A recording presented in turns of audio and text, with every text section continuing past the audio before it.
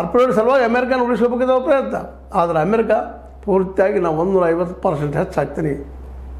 ಅಲ್ಲಿ ಚೈನಾಗೂ ಬೆನ್ನತ್ತಿದ್ದಾರೆ. ಹೀಗಾಗಿ China, Russia, Bharat ಒಂದು ಕಡೆ ಬರೋದ್ರಿಂದಾಗೆ ಹೊಸ ಅರ್ಥವ್ಯವಸ್ಥೆ ತಯಾರಾಗಲಿರ್ತದೆ. ಭಾರತ ಒಂದು ಅವಕಾಶ ಸಿಕ್ಕದ ನಮ್ಮ ಕಾಲ ಮೇಲೆ ನಾವು ನಿಲ್ಲೋದಕ್ಕೆ.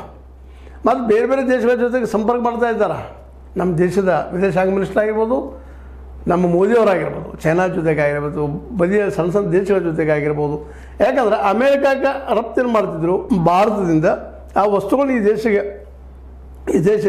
ಇನ್ನಷ್ಟು ಗಳಿಸ್ಬೇಕು ಅನ್ನೋಂಥ ಉದ್ದೇಶ ಪ್ರಯತ್ನ ಮಾಡ್ತಾಯಿದ್ದಾರೆ. ಅದು ಎಷ್ಟು ಮಟ್ಟಿಗೆ ಯಶಸ್ವಿ ಆಗ್ತದೆ ಈಗಂತ ಇನ್ನೂ ಯಶಸ್ವಿ ಇಲ್ಲ, ಅದರ ಪ್ರಯತ್ನ ಮಾಡಲಿಕ್ಕಿದ್ದಾರೆ. ಹೀಗಾಗಿ ರಷ್ಯಾ ಮತ್ತು ಚೈನಾದ ಜೊತೆಗಿನ ಗೆಳೆತನ ಹೆಚ್ಚಾಗ್ತಾ ಮೊದಲಿಗಿಂತ ಇನ್ನೂ ಗರಿಷ್ಠ ಆಗ್ತಾ ತನ್ನ ದೇಶದ ಅರ್ಥವ್ಯವಸ್ಥೆ ಇಟ್ಟುಕೊಳ್ಳಿಕ್ಕತ್ತದೆ ನಮ್ಮ ಭಾರತ. ಇದೊಂದು ಬೆಸ್ಟ್ ಅವಕಾಶ ಅಮೇರಿಕೆಯ ಒಂದು ಕೃಪಾಶೀರ್ವಾದದಿಂದ ಹೊರಗೆ ಬರೋದಕ್ಕೆ, ಗುಲಾಮಗಿರಿಯಿಂದ ಹೊರಗೆ ಬರೋದು. ಯಾಕೆಂದ್ರೆ ಅಮೇರಿಕಾ ದುಡ್ಡು ಕೊಡ್ತಂತೆ ಸಾಹುಕಾರಿಗೆ ತೋರಿಸುವಂಥ ನಿಮ್ಗೆ ಗೊತ್ತದ. ಯಾವಾಗಲೂ ದುಡ್ಡು ಕೊಟ್ಟಂಥವ, ಸಾಲ ಕೊಟ್ಟಂಥವ ನಮ್ಮನ್ನು ಆಳ್ತಾ ಇರ್ತಾನಂತಾರೆ.